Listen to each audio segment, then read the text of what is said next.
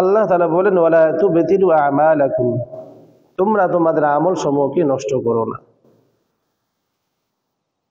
এই জন্য আমরা রমজান মাসে যেহেতু আমরা গুনাহ থেকে বেঁচেছিলাম, এর পরবর্তী মাস শাওয়াল মাসে আমাদের গুনাহ থেকে বাঁচতে হবে, যাতে করে আমাদের আমল সমূহ যেন নষ্ট না হয়। শাওয়াল মাসে আমাদের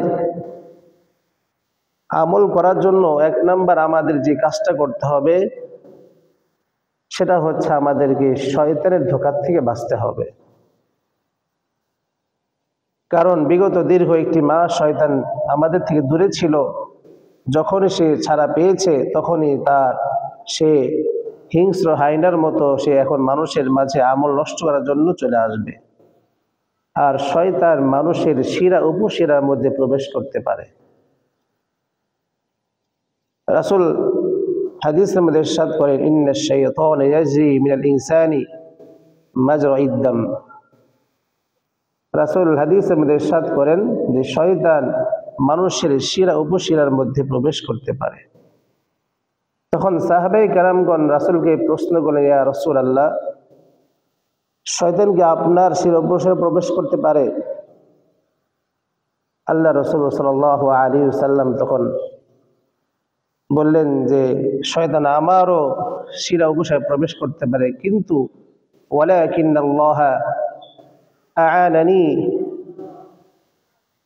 কিন্তু আল্লাহ রাব্বুল আলামিন আমাকে শয়তানের এই ধোঁকার থেকে যাতে প্রবেশ করতে না পারে, আল্লাহ রাব্বুল আলামিন আমাকে বিশেষভাবে তার ধোঁকার থেকে আমাকে হেফাজত করেছেন।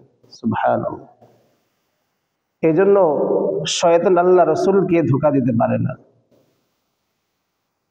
এই জন্য শয়তান আমাদেরকে টার্গেট বানিয়ে আমাদেরকে ধোঁকা দেয়, মানুষদেরকে ধোঁকা দেয়। এই জন্য আমাদেরকে এই শয়তানের ধোঁকার থেকে বাঁচতে হবে।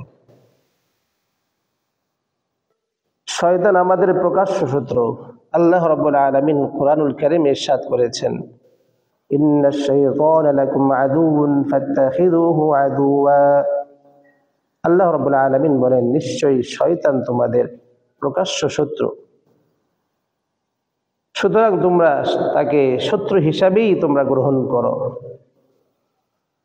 এই জন্য আমরা শয়তানকে আমাদের শত্রু হিসেবে আমরা গ্রহণ করব। মাসের 6 রোজা,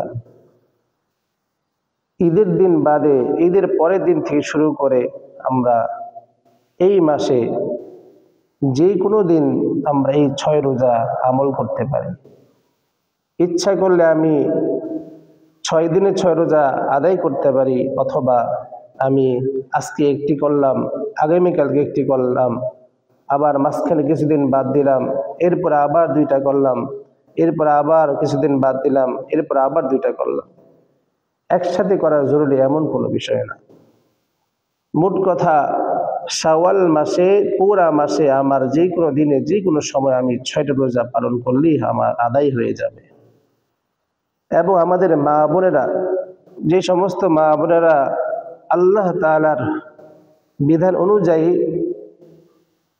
তারা যে রমজান মাসে রোজাগুলো পালন করতে পারেনি, কোনো মা বোন 3টা 5টা অথবা 7টি অনেকেই করতে পারেননি, তারা যদি পালন করতে চান তাহলে শাওয়াল মাসে আগে 6 রোজা পালন করতে হবে। আবার দেখা যায় আমাদের অনেক মা বোনেরা শাওয়াল মাসের রোজা 6 রোজা এবং তাদের যে ভাঙতি রোজাগুলো আছে একসাথে আমরা মিলিয়ে করি, এক নিয়তে 2 রোজা করি, এটা আদায় হবে না। এজন্য আমাদের শাওয়ালের 6 রোজা আলাদা করতে হবে এবং মা বোনেরা আপনাদের যেই ভাঙতি রোজাগুলো রয়েছে সেগুলো আলাদা করতে হবে। আপনাদের ভাঙতি রোজাগুলো আপনার অন্য যে কোনো সময় যে কোনো মাসে পরবর্তী রোজা আসার আগ পর্যন্ত আপনারা যে কোনো সময় করতে পারবেন, কিন্তু শাওয়াল মাসে যে 6 রোজা রয়েছে এই 6 রোজাটা আমরা শাওয়াল মাসেই করতে হবে। যে কোনো দিনে আপনি করতে পারবেন, কোনো সমস্যা নেই।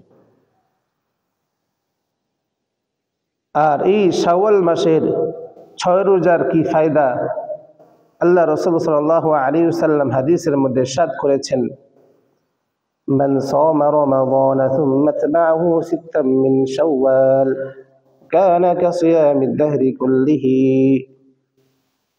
আল্লাহ রাসূল সাল্লাল্লাহু আলাইহি ওয়াসাল্লাম হাদিসের মধ্যে ইরশাদ করেন, মান সামা রমাদান, যে ব্যক্তি রমজান রোজা সিয়াম পালন করেছে, সুম্মা তাবাহু সিত্তাম মিন শাওয়াল, অতঃপর সে শাওয়াল মাসের 6 রোজা আদায় করলো, রাসূল বলেন কানা কাসিয়ামিদ দাহরি কুল্লিহি, কেমন যেন সে যেন সারা বছর রোজা রাখলো। সুবহানাল্লাহ।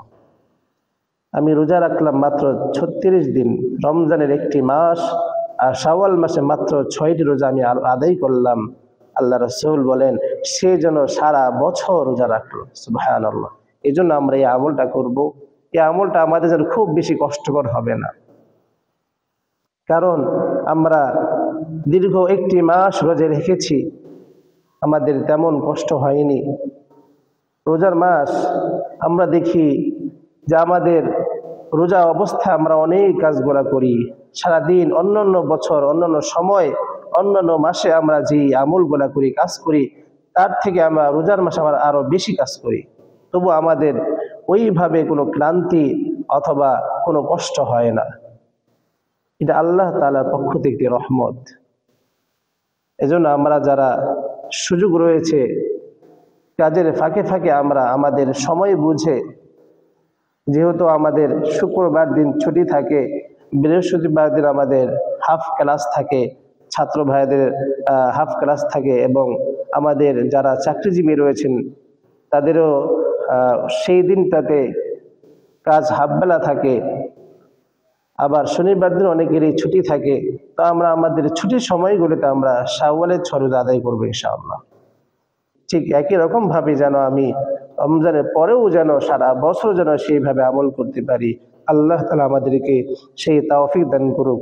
আমিন। ওয়া আখিরু দাওয়ানা আলহামদুলিল্লাহি রাব্বিল আলামিন।